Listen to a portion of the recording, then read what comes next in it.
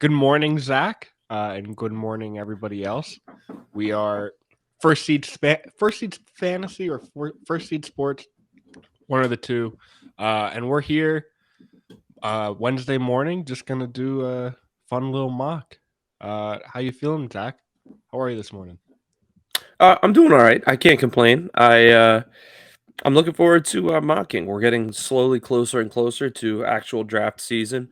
I know you and I both made our way into the Scott Fish Bowl this year, so we just wrapped up our slow drafts.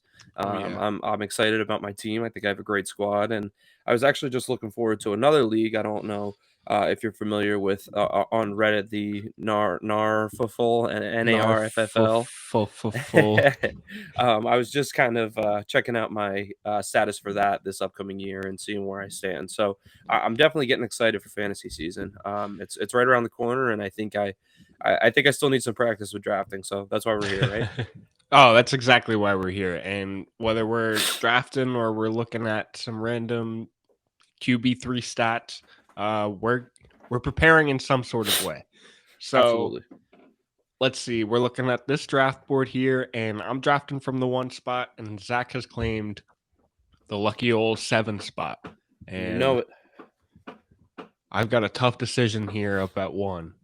But it's not that hard. Where's my draft board? There we go. And easy Jonathan Taylor. Now, I Kyle, I before you explain Jonathan Taylor, can I ask you, does Christian McCaffrey ever come into your mind here? not at 1. I think 1 is cut and dry Jonathan Taylor. I like McCaffrey, but I like him more as a 2 or 3 guy. Okay. Just because Taylor he just did wonders last year. And I really like Henry as the third option in that group. I'd probably go in the order of Taylor, McCaffrey, Henry, but either Okay. way, I love all three. I'm not really steering away from any three of them. Okay. All right. I can get behind that. So I'm sitting here at 7, and I'm looking. Austin Eckler fell down the board a little bit here. Typically, I think in most drafts, you're going to see him, especially PPR, you're going to see him go off the board at that 4th spot there where Dalvin Cook went. And you're going to be more looking at the 7th spot. You're going to be more looking at Najee Harris, Jamar Chase, Joe Mixon, and Dalvin Cook as your potential options here. So I'm going to take Austin Eckler. I'm not going to complain that a top 5 talent fell to me at 7. So I'm going to go ahead and select him. Kyle, one other thing we should also mention is that it's a fairly standard roster here. We do have 3 wide receiver spots, so there's an additional spot in there for wide receivers. Personally, I love that format. I think it adds a little bit more value to the wide receiver position. You need to focus on your receivers a little more. But that's just personal preference here. How do you feel about that? Yeah, I honestly I love the 3 wide receiver format. Throw in a second flex if you want, but either way, I think 3 receivers is beautiful. Just because there are so many of them, so many playable every week, and it kind of forces you or it allows you almost to look at that flex spot, like, okay, I've got a solid third receiver in there now. I can kind of look at more positions rather than Hmm. my third best receiver. But I really like 3 wide receiver. It's probably my favorite. If I were to build a a league, it would probably go from 3 receiver, kind of around that. Agreed. Agreed. So I'm here on the board again, and I'm not gonna lie to you. I was really hoping DeAndre Swift might fall to me here. He went 2 picks ahead of me, as you can see there. Even Mark Andrews was kind of interesting to me, but again, he went off the board. So I'm looking at guys like I have Diggs here, I have Josh Allen here, Kamara, Debo. I think I'm going to try something different. I'm going to go early quarterback here, and I'm going to go ahead and take Ooh, Josh Allen. So ooh. I just want to try again. It's a mock draft. It's an experiment. I'm just taking a look at how my team's going to look if I go early quarterback. Now I don't have to worry about the position anymore, which is kind of a good thing. And I've typically been worrying about it somewhere in the 6th, 7th, 8th round, kind of that Jalen Hurts, Aaron Rodgers, Matt Stafford round area. So to get Josh Allen and get that position kind of out of the way, so to speak, I'm actually kind of excited to see how the team plays out. I like that. I will never fault you. I think Josh Allen, mid second is kind of where he will and should be going. Yeah. If you want to go early QB, I'm probably not personally targeting him there. I just love all the value of the guys going after him. So Agreed. Well, I was leaning Diggs, I was leaning Allen, I was somewhere between the two of them. I felt like I would reach because Saquon was the next running back that I was really eyeing up, and he was about 5 or 6 ADP spots down the board from where I was actually selecting. I just didn't. I felt like I would have been reaching there. Not and I don't want that to be the overall. Message that I'm sending here. It's never a reach if you're going for a guy that you like and you have a long turn. Like here, I have, I don't know, about 14 picks in between my last selection and my next selection. So if I like a guy, I got to go get him. So that's not what I'm saying, but I just felt like Josh Allen's value at this point was a little bit better than Saquon Barkley's would have been. I like that. That's a great thought.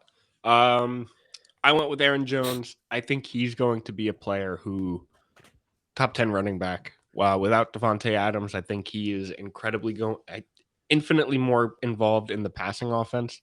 Agreed. And that is something you want on your team in fantasy because those receptions add up. But I think he's a top 10 guy. If not, he's very close. And to pair him with Taylor, my running back room looks precious. Then Kyle, I'm let me ask looking. you, what do you say to people that say AJ Dillon's going to eat into the work? I say that AJ Dillon can have all the rushing work he wants. I think Aaron Jones is going to provide a lot of value in the passing game. I like that, especially in a PPR format like we're in here. I think that's a beautiful Easily. pick. Beautiful Easily. pick. So then my second pick, bit of a reach. Bit of a reach. It would have been I'm stuck. I'm gonna go. I'm gonna go for it. Mike Evans. Okay. Um, we know the Kyle, my dog news. is breaking contain. I'm gonna Go go for it. pen him back in real quick. But go ahead. I'm I'll listening. explain Okay. this pick if you need. I'll pause this for you. But as he handles that, Mike Evans. The big news yesterday was that the Buccaneers drafted, or not drafted. They signed Julio Jones, and that Chris Godwin is expected to be back, or he's cleared for training camp. So he's going to be good to go basically probably before the end of the season, which means this receiving room that we were looking at last week is a lot more different than it was this week. I initially had Evans projected as my wide receiver 6, maybe 5. And after the news yesterday, mostly Godwin being back healthier, dropped Evans just to my wide receiver 10. So as a early third, first pick in the third round, I still love that. I'm not at all disappointed. I think Evans is still a fantastic wide receiver.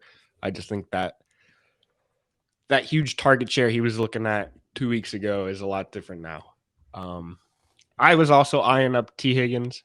I feel like the Hmm. ceiling on Higgins is insane.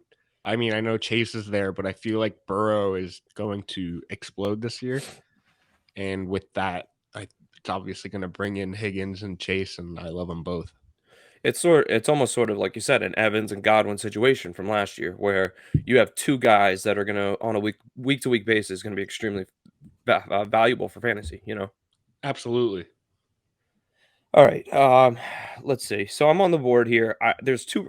I'm personally an early running back guy. I like to stock up at the position. I like to know that I have some good depth and not worry about it that much later on. But again, I'm trying to build my team differently, which is why I'm going to go with AJ Brown here.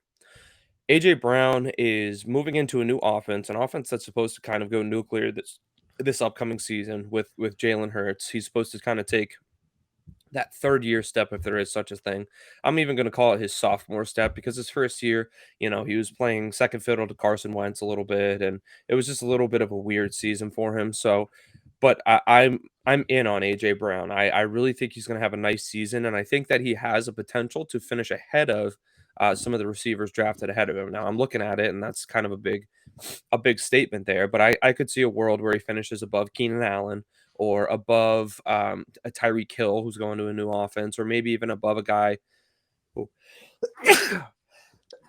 excuse me. Bless you. Oh, excuse Ooh. me. I'm so sorry.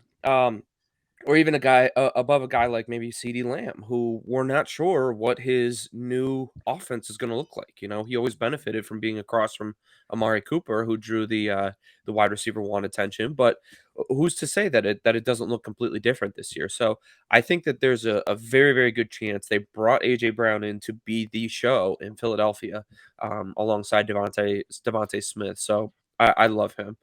Now I'm on the board with my next pick here.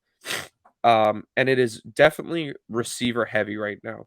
Like I see Terry McLaurin, I see Jalen Waddle, I see Michael Pittman, who is probably going to be my selection here. I'm sorry to say, Kyle.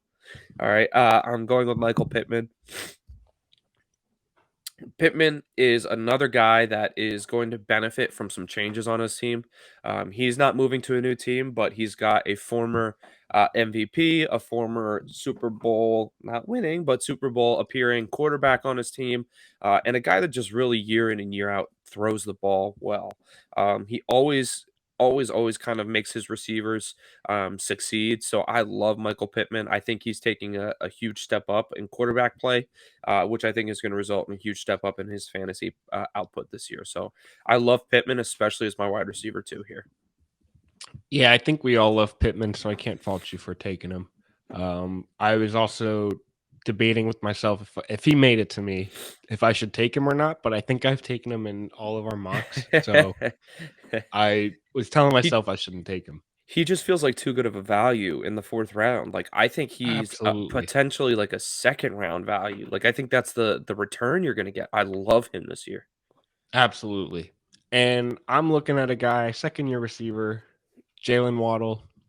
Love it. I know the team just brought in Tyreek Hill, but quite honestly, I think what we saw from Waddle last year was a target hog.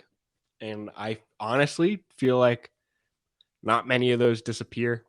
I feel like Waddle's still going to have a ton of targets coming his way. He's not going to disappear in this offense, which is almost what people think is going to happen in Miami. But give me Waddle, give me those PPR touches. And then for my second pick, I don't love this area. This area is not exciting to me. And it looks like Zach stepped away to handle his pup again. Um, ah, yeah, I'm not in love.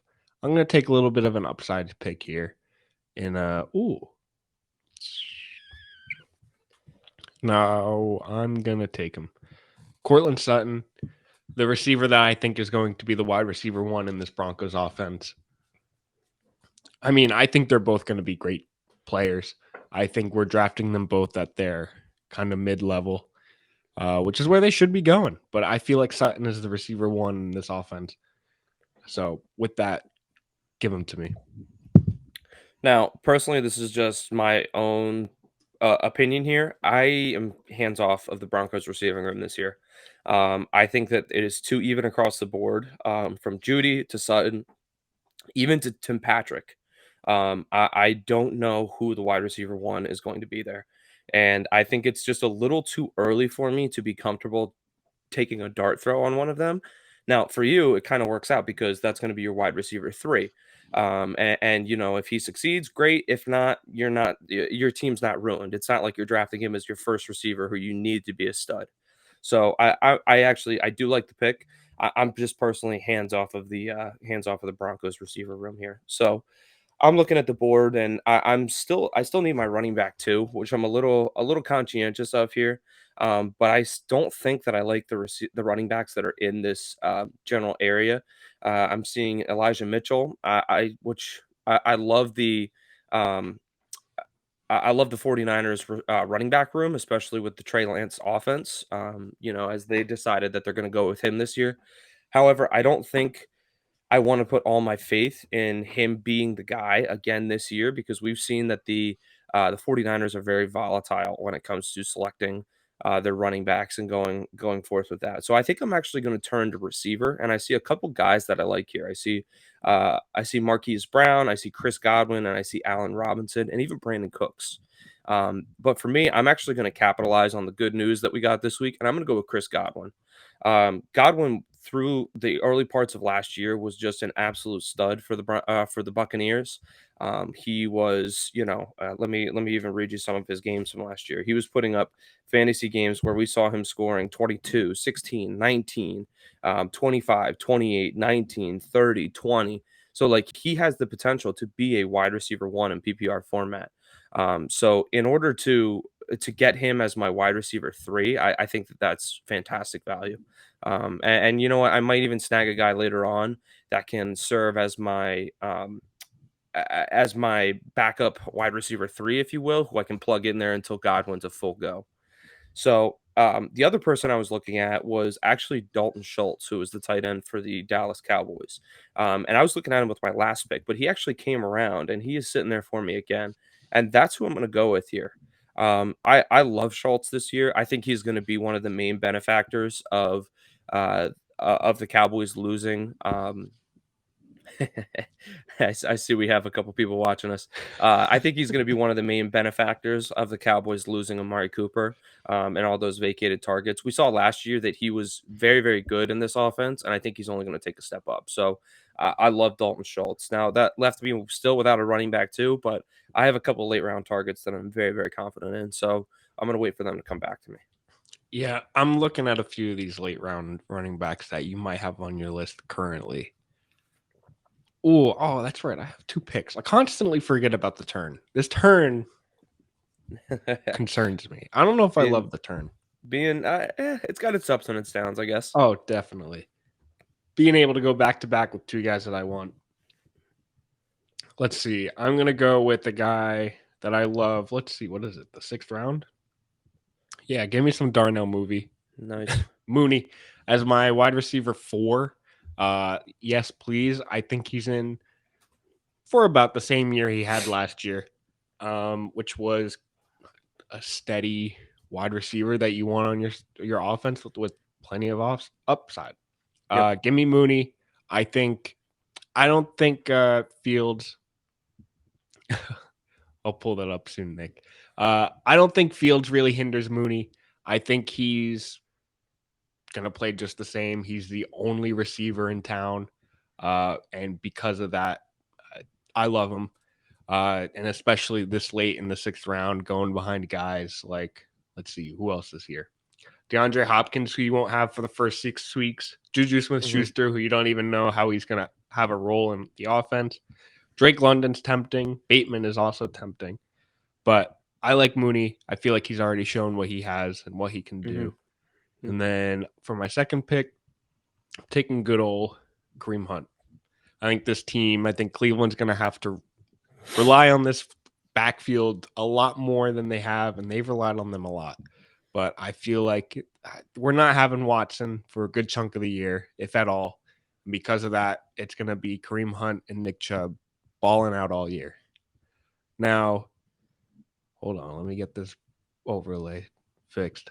Nick says 1 through 4 and 9 through 12 are the spots this year. And I think we have I think we're planning on discussing this later this week, actually.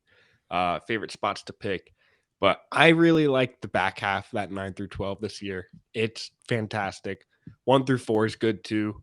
But if I had to rank them, I'd go 9 through 12. And then 1 through 4, the middle round is funky this year.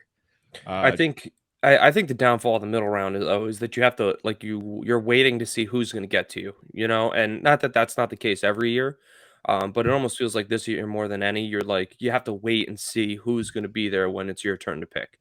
You know what I'm saying? Like here, even with my seventh overall pick, I was waiting to see which of the, if any of the top six were going to make it to me. Luckily, Eckler did, but I would have been stuck if no one else. So that's actually a great point from Nick there. And Vince here said he likes 6 through 12, which kind of echoes what you just said, Kyle. I think that the back half has a lot of value, but I also think that you can swing and miss on the back half too. So I think it goes both ways that you have to be careful. But I do like some of the value in those 6 to 12 picks there.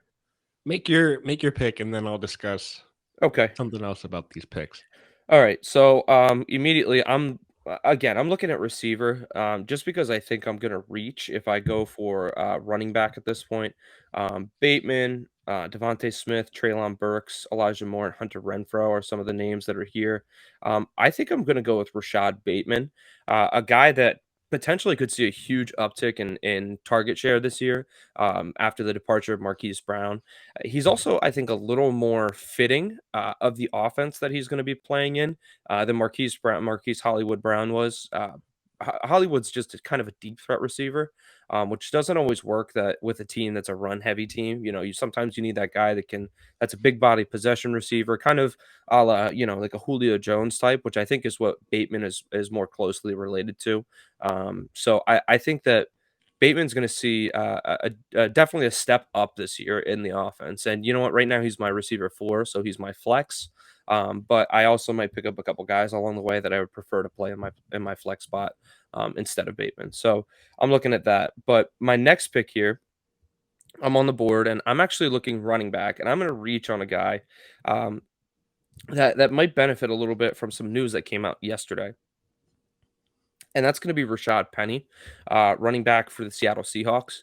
If you guys aren't familiar, yesterday Chris Carson, who's been the running back for the Seahawks for I don't know how many would you say last 4 years, Kyle, 4 years or so. That sounds right. 3 or 4 years maybe. He actually announced his retirement because he's got a nagging neck injury, which is not something you ever really want to mess around with. So, that helped thin out that running back room for the Seattle Seahawks. So I love Rashad Penny this year. I think that people are also going to be conscientious of Ken Walker, who we talked about in our last video. Mike and I talked about that during our discussion about good talent on bad teams. But you can see Walker's going in the 6th round. And it's already been made clear that Penny's going to be the starter coming into the season, and he's going 2 full rounds later than Walker is. So I love Rashad Penny. I'm going to slot him in as my running back too, with my goal probably being to play the waiver wire in the early season and pick up a guy who's getting more targets or more touches in the run game than we were really expecting to help round out my roster. That's kind of my goal right now, or my plan. I dig it. So, last thing about the picks that we were just talking about, Right. which picks we wanted. One thing I do want to point out, uh, especially about pick 1 compared to that back 9 through 12, is I accidentally muted myself. I love the combo of Jonathan Taylor and Aaron Jones so much more than any other combo you see, or you probably could have made. So, like, I don't know, Team 11, I love Taylor and Jones so much more than Adams and Lamb. Adams and Lamb, I love a ton, but at the same time, I feel like it's hard to compare to the value of Taylor Jones and Adams Lamb. Heads up, you got 10 seconds on your pick here. Yep, I just made it. Making Claypool, I think they're going to pass a lot more deeper, and that's kind of the Claypool's jam. So, Jump ball, all that jam, all that so fun. Kyle, to go off of what you just said, the only team that I think would compete with that is if Team 9 decided to go with Mixon over Jamar Chase. I love the start of Joe Mixon and DeAndre Swift. I think that is potentially 2 top 5 running backs that you could have on the same roster there. So that would be the only one that I would contest. But I think Jonathan Taylor is a safe bet to be running back top 3. Excuse me. Oh man, my allergies must be Bless getting me you. this morning. Sorry. I think Jonathan Taylor is a safe bet for top 3 running backs on the season, and Jones is a safe bet for top 10. So it's kind of take your pick. You can have 2 top 5s, or you can have maybe a top 3 and maybe a top 10.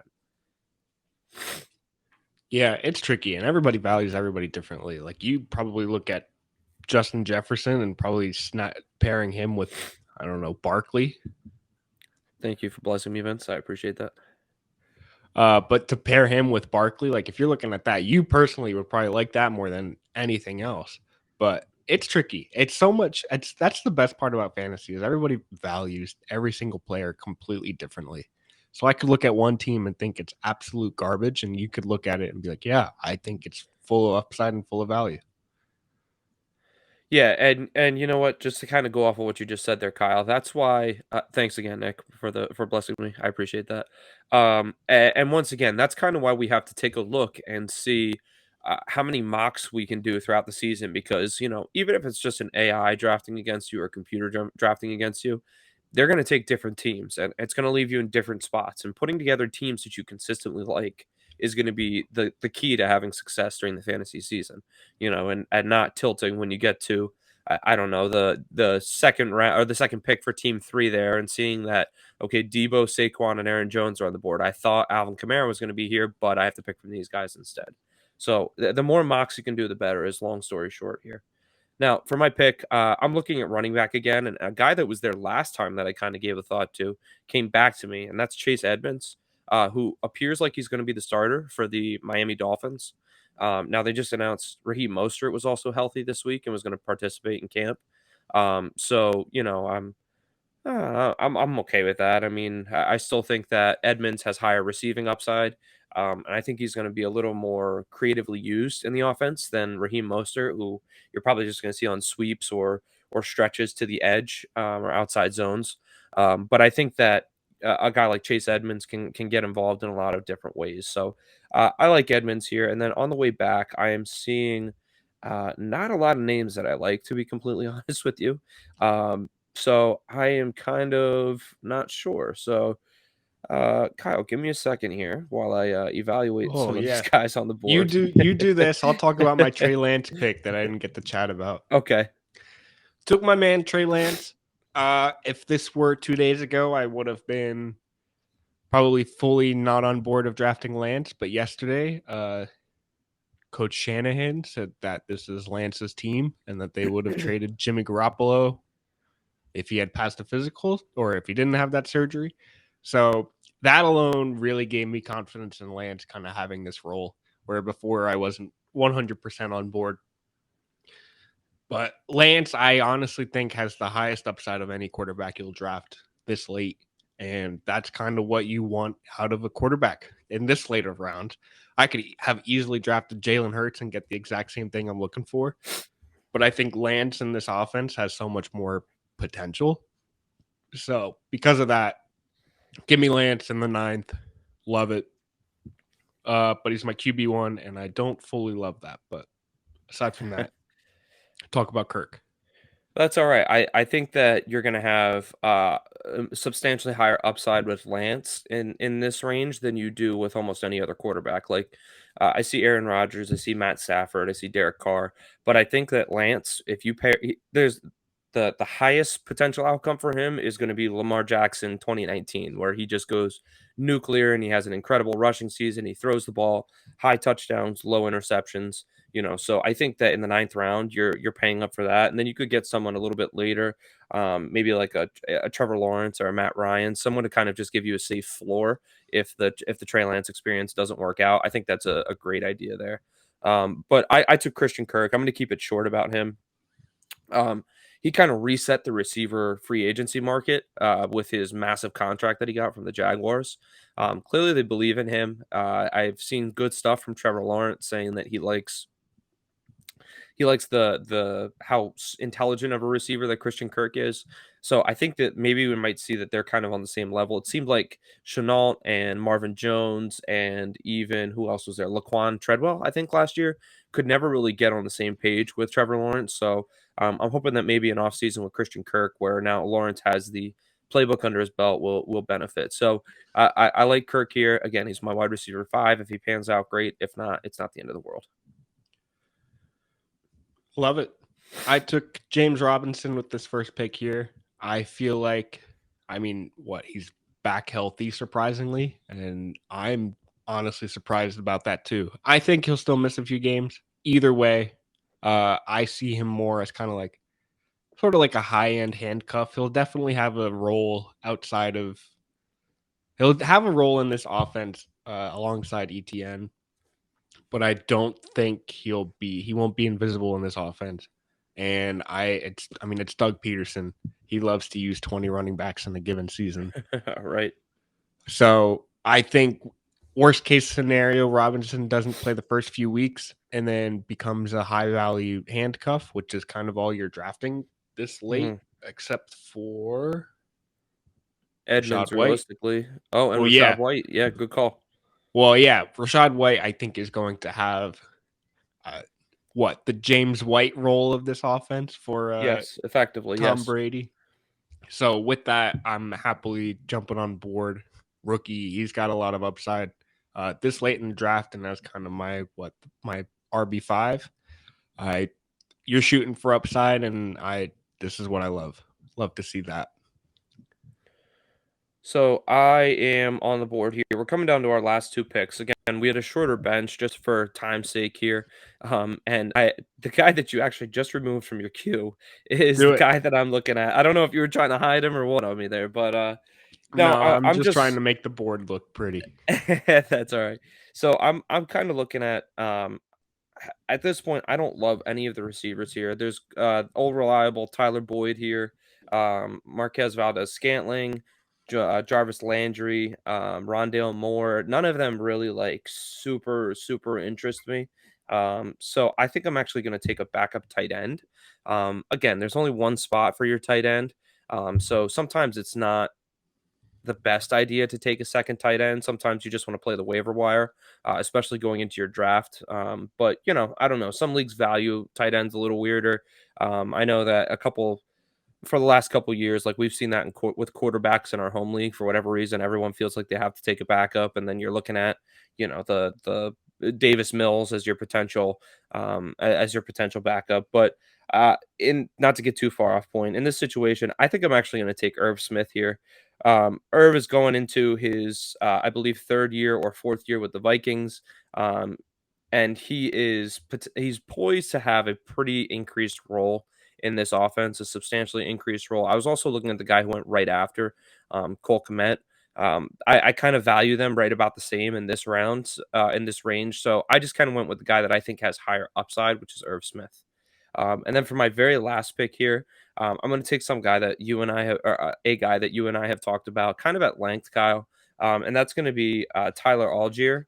I think that he could potentially, like you just said with Rashad White, I think he could be the starter in Atlanta. And in order to get just that value this late, the 12th round, is just a beautiful thing to me. So I'm going to go ahead and take a shot on a rookie. And we've also seen a trend in the league where people are trusting rookie running backs a little bit more, which contradicts what I said about Rashad Penny and Ken Walker. But the team has already come out and said that Penny's going to be the starter, whereas the Falcons have been the opposite and have said that Patterson's going to take a decreased role. So I like Algier, especially in the 12th round.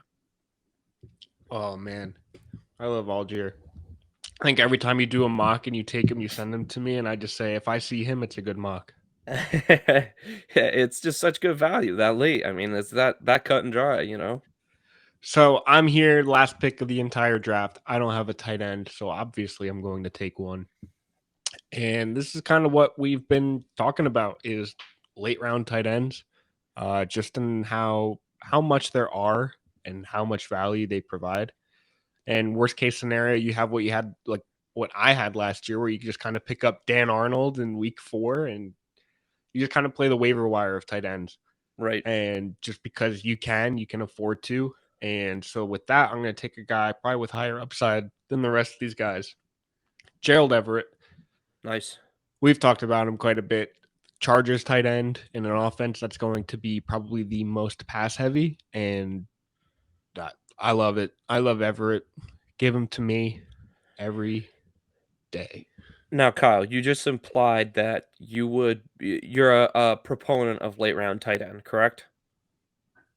Oh yeah, big time. Okay, what tight ends would you be willing to spend up on early? Like it doesn't have to necessarily be down to this guy. Like if you don't like the value on Andrews, you don't have to say Andrews. What tight ends would you be willing to reach on early? For me, like it's Schultz. Schultz is kind of that last guy that I like to reach on early, and then I decide to wait after that. So, who are your guys there? Ooh, I honestly, if I'm not taking any of those top 5 guys, I'm waiting. Top five If I being don't get Kelsey, yeah, Andrews, and Pitts, Waller, and Kittle. yeah, Okay, if it's none of those 5, I'm waiting. Probably, honestly, I'd snag any of the other guys at value, obviously, okay, but I'm not. They don't excite me. Is okay. really what it comes down to. Now, I know you've been a TJ Hawkinson fan in the past. Is he someone that you would be willing to reach on, or no? Are you out on him this year? I don't. He doesn't have a high ceiling. He's just kind of Correct. the 5 catches, 5 yards, and maybe a touchdown, or not 5 yards, 50 50 yards yards, and a yeah. touchdown. But aside, that's kind of like what he's going to give you any given week. So if Right. you're looking for like the consistent 11 to 15 points, he's your guy. Mhm. But if you want the 20 to 30 points a game or any given game, then you want any of those first five. And aside from that, it's just them. Okay. Yeah, I can get behind that. I think I'm in the same boat with you, with the addition of Schultz as well. I'm a little cooler on like Waller this year. But I think so. I guess you know what I'll say. I'll say the top four for me plus Schultz. I think that's kind of the best way to put it. So, Okay. all right, brother. Well, do you want to wrap it up All here? right. Yeah, let's get to it. So thank you for tuning in. This was another fun morning mock draft. We'll be here either Wednesday or Thursday next week in the morning doing another fun live draft. Yep. Feel free to tune in, pay attention to our socials. I think I tweet it every time we do it on Twitter at First Seed Sports. Mm-hmm. But in the meantime, feel free to follow us on Instagram at First Seed Fantasy. And then while you're at it, if you haven't joined Underdog, we love it. It's a great best ball format, and I can't stop drafting on it.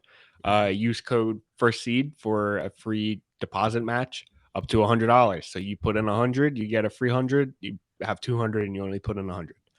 Uh, Up to you could do $25 to get a free 25. Whatever your wallet allows, go for it. And use code First Seed to allow that to happen. And thank you for tuning in, Zach. I really like your team. I Thank think you. I did And better, but I was just, you know what? See, you didn't wait for the praise. I was just getting ready to say I like your team too, but you know what? No, not anymore. I like team two. That so take that. Team Two does have a very good team. But if I had to pick a favorite, it is probably Team Eight, maybe. Teammate, let me take a look. Najee. I like 8. I oh, you know what? I didn't see Deontay Johnson there. You know, I like 8 too. I like 8 too. I wouldn't have taken Wilson and Stafford that close back to back. You know, I was almost gonna have you pause it like around round 4 because I think that that's where you like. I like to take a look at the teams and see where everyone's at there because one thing we know from like the sleeper computer draft is that things get wonky in the later rounds. Like, you know, you see two quarterbacks back to back, or you see a couple like I see two tight ends for team 10, like 5 rounds apart there. Just weird stuff. But I do like teammate. Long story short, I like teammate too. All right, congratulations, teammate. You won this week's mock draft. Um, and yeah, Zach, I'll talk to you later, and we'll draft again soon. That sounds like a plan. Thank you, Vince and Nick, for tuning in too. We appreciate you guys, and we'll see you on the next stream. Bye, everyone. See ya.